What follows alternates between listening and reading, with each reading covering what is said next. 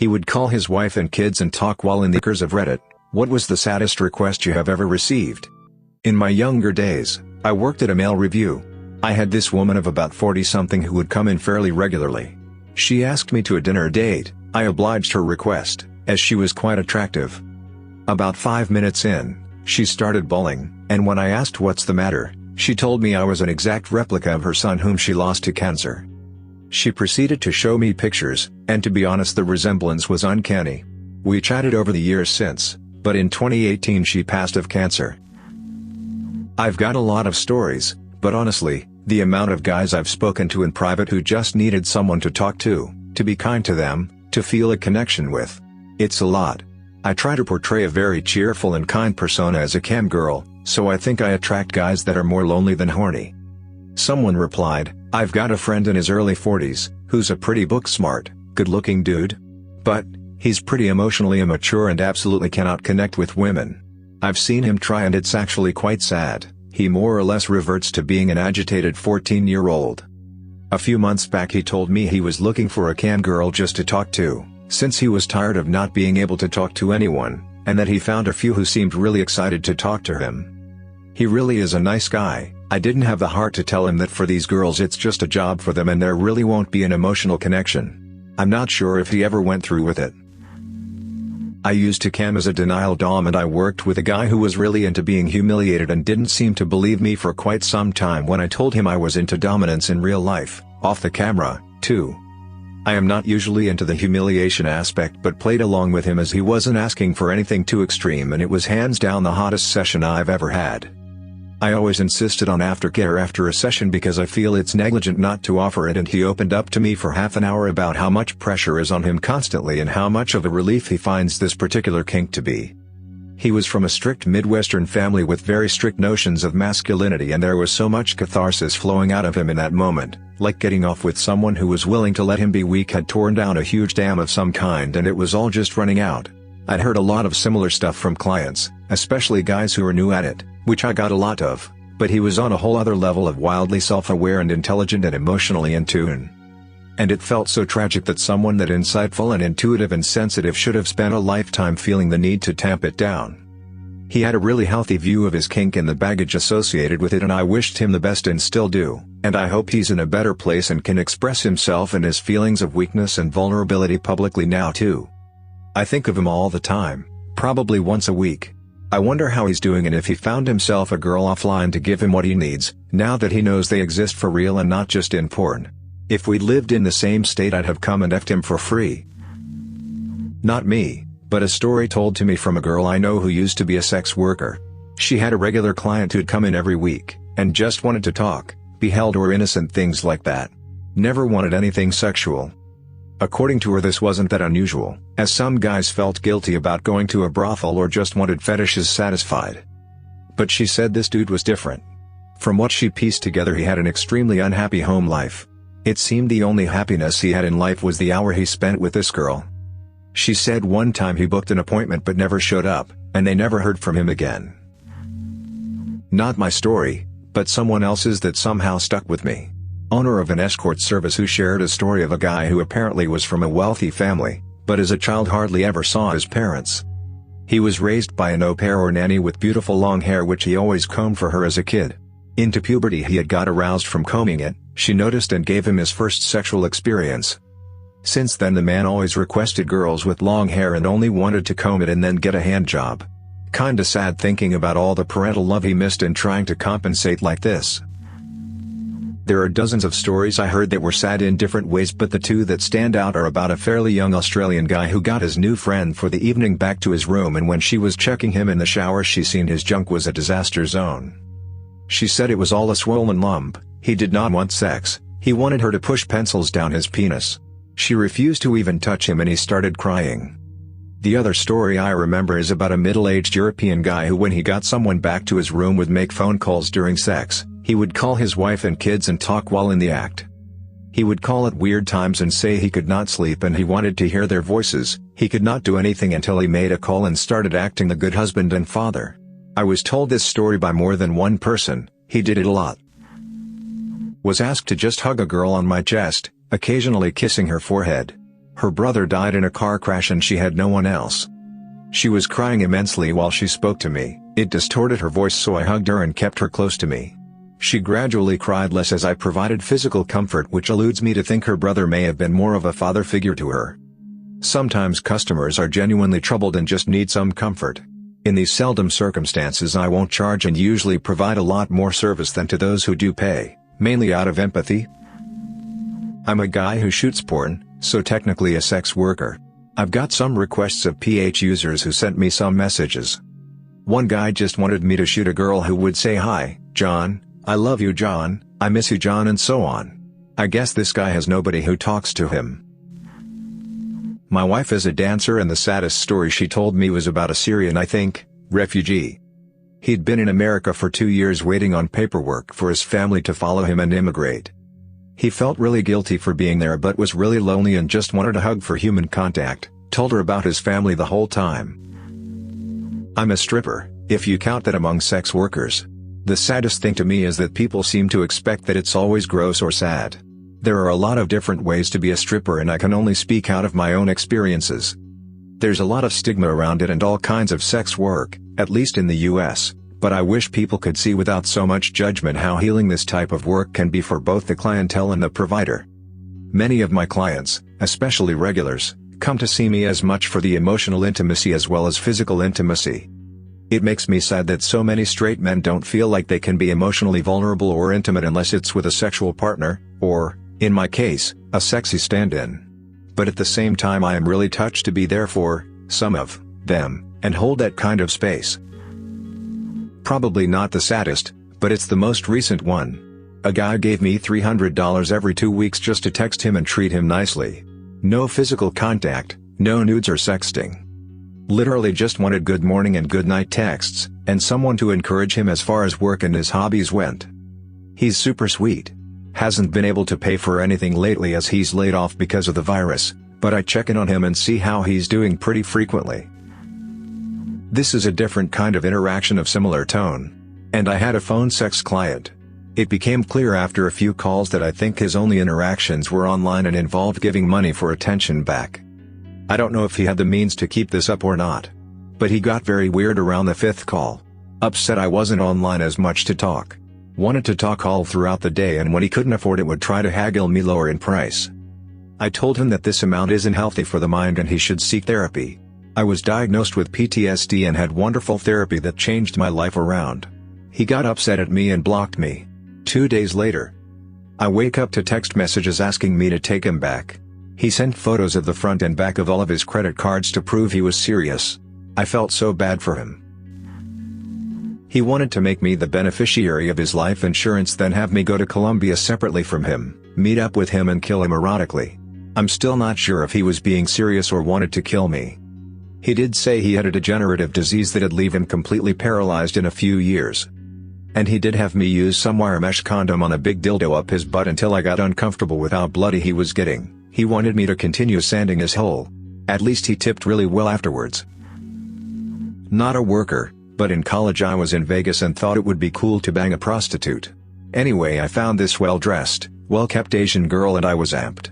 I was a little nervous, not gonna lie, and before she did anything she broke down in tears saying that she can't live this life anymore. Originally she did it to provide for her daughter, but her daughter was killed in an automotive accident. And she has the ability to go back to school, but if she leaves the game it could cost her her life. I told her I'm in really no position to help her as I'm 21 years old and helping her would just put both of us in danger. She left, and I hope she's doing well today. One of my old regulars was a volunteer firefighter who lived alone in a big house. Called me when he'd get off a bad shift, and during our sessions he rarely spoke. He would just lay beside me for up to half an hour at a time, quiet and still. One time he called me Mary, not my real name, and never acknowledged it, so I didn't either. I like to think seeing me was comforting in some way for him. That's the thing about sex work, society may see it as just girls selling their bodies for cash, but there's so much emotional work that goes into providing a safe, enjoyable intimate experience for a complete stranger. Former dancer here. I had an old man weep to me and ask me to sit on his lap as he blubbering told me that his daughter was a girl like me and he didn't want me to dance, he just wanted me to sit on his lap while he cried. Definitely awkward for the girls next to me trying to be sexy. Also had a man with alopecia, no hair whatsoever, ask for me to spit on him and rub it in. Pretty pathetic. No need to be judgmental. These ladies do lots of good for society, they are unsung heroes. Unfortunately, sex work is very underappreciated. Many times they work in terrible conditions, and on top of that, society and the law is out to get them. These ladies saved countless marriages and lives too, and who knows what else, yet all they get most the time is a few dollars and no appreciation or respect they deserve. Ladies of the sex industry, I salute you. Thank you for your service. Not me, but a friend who cams, a guy DM'd her and asked for a 30-minute video call. She said yes, and they went on Discord, but instead of anything sexual, the guy just asked how her day was and continued to have an honest conversation for an hour. When he said he had to go, he asked how much he owed her and she refused any payment. Apparently this happens very often, and it's kinda depressing because these people are really nice but are often overweight. A friend of mine, this happened recently too. We were out drinking and decided to call 2 local escorts, and also got a hotel for ourselves with 2 queen beds. They came knocking on the door shortly after. It was 2 really young and nice looking girls in their 20s, both blonde. Somehow his escort, or should I say partner, looked a lot like his ex-wife. His ex-wife cheated on him while we were deployed overseas. We are both in the army. He loved her really much, and also because of the alcohol, I guess. He hugged that girl for a long while and cried. I felt bad for him. He was saying, "I loved you so much. Why did you do that to me?" etc. He held her in his arms and kept crying and kissing her forehead. He fell asleep after a while. I told her that I am sorry that my buddy got emotional, and explained to her the situation. She said it's okay and she would sleep next to him the whole night, and that we only need to pay for 2-hour fee instead of overnight. The next morning my buddy tipped her pretty good and told her to take care of herself. Not gonna lie, I was a stereotypical type when it comes to sex workers, but she really changed my view about it. I had sex with a 23-year-old guy who was younger than me by 3 years, and his wish was to have sex as his last dying wish. He wanted me to make him feel loved, as if he found the right person for him.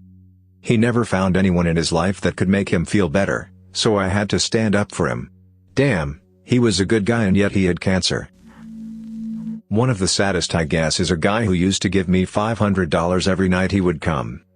It was not sad because of anything he asked me to do, but because he was a 50-year-old with a wife and no kids who was secretly gay. He would come to the bar and pay me $500 just to sit with him and talk.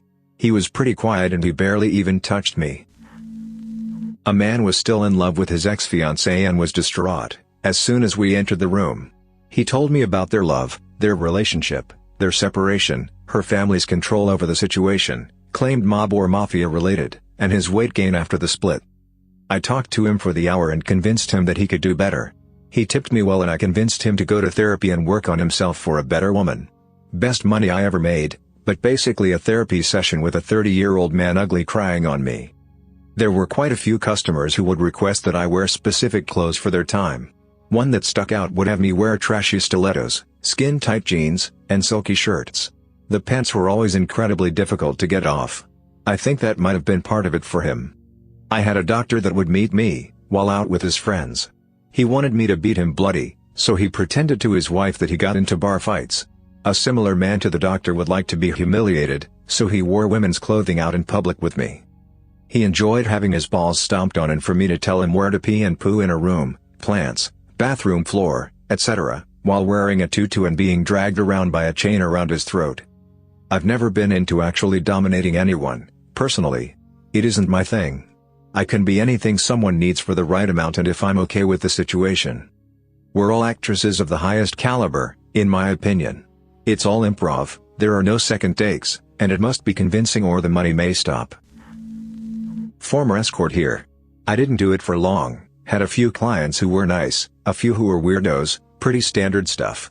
One evening I am contacted by a guy for an evening dinner date, but wanted the whole evening. Nothing unusual there. I agree a price that means I'll stick around until breakfast and he asks me to meet him at a restaurant I knew.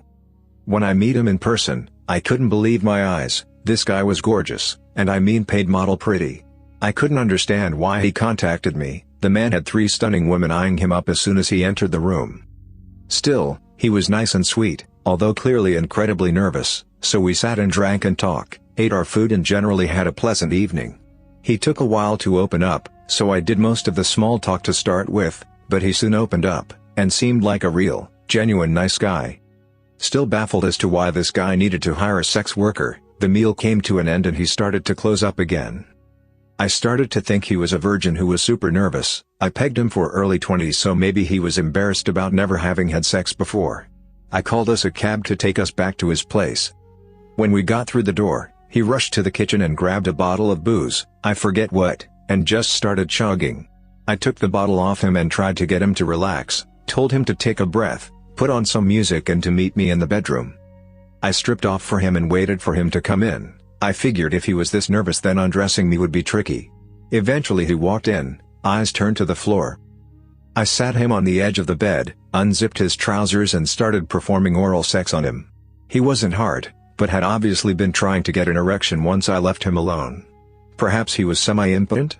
He started breathing heavily, so I thought he may be starting to relax. After a minute of this I looked up at him to say something, and realized he was breathing heavily because he was trying to hold back tears, which wasn't working because they were rolling down his cheeks. His face was screwed up in agony and his hands were white where he was gripping the bedsheets so hard, so I asked him what was wrong. He burst into tears and started sobbing uncontrollably. Turns out he was gay. He had tried coming out to his parents, and apparently his mom basically carried on like he hadn't said anything, but his dad just kept laughing, saying it was a phase, he would get over it. When he tried to convince his dad the feelings were real, his dad made him phone me. We sat and talked for hours, about he had never been able to tell anyone about his sexuality, and that his parents had been the first people he confided in. He hadn't got many friends because he was worried about being bullied, and he had always known he was gay, so he had never had a girlfriend. I just cuddled him while he talked, not saying a word.